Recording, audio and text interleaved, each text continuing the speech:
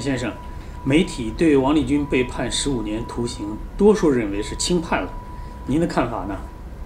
我觉得呢，这关键看呢是怎么看，用什么标准，从什么角度来看。那么，如果从中国刑法这个量刑的规定来看呢，王立军显然是轻判了，因为根据中国刑法，贪污受贿罪这个最重的10万元以上就可以判处这个10年到无期徒刑，而呢王立军呢只判处他9年，所以从这个意义上讲。但是呢，如果从王立军的犯罪事实来看的话呢，这显然是重判了，因为王立军的4项罪名中呢，最重的是受贿罪。那么话呢，为什么要受贿罪非要来给他加上去呢？就因为他收了这个北京的这个2套这个房子。那么这个事情就非常怪了，那么305万的这个受贿额，实际上在中国现在官场里面无官不贪的这种情况下，那么实际上是一个大清官了。但是为什么还要判他硬要来判他呢？通过这受贿罪来判他呢？因为受贿罪最高的是这个无期啊。那么在这种情况下呢，为什么判他呢？我想呢，主要几个原因。第一就是说呢，他给共产党脸上抹了黑。王立军有一句名言呢，叫做“我不过是当官嘴里的口香糖啊，这个嚼的没味儿了，给吐出来的，指不定粘在谁的鞋上。现在可不是粘在谁的鞋上，现在是粘到共产党的脸上了。”接都接不下来，哎，再有一个原因就是为什么要重判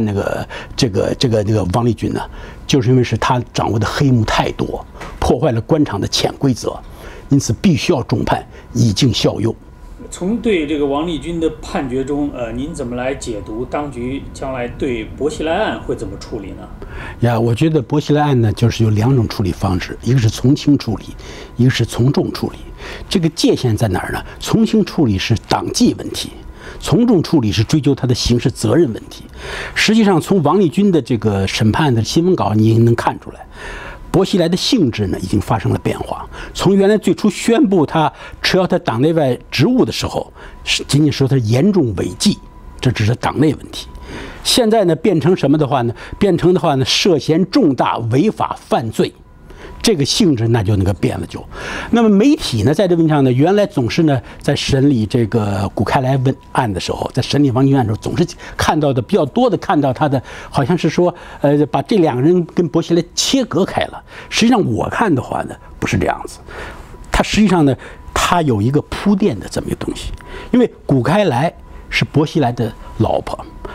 婆犯了故意杀人罪，而王立军呢是这个薄熙来的铁杆心腹，而他也同样犯了这个枉法罪啊，那么受贿罪什么这些罪名，你想想，这2个他最亲密的人都犯了这么大罪名，那薄熙来的罪名跑得了吗？就给他坐实了就。当然了，这个薄熙来呢，这个案子最后怎么定，这里面还有变数，还跟中共18大的这个权力交接呢还有关系。为什么说还会有变数啊？因为我觉得话呢，薄熙来这个案件呢，它已经不是一个个人的案件，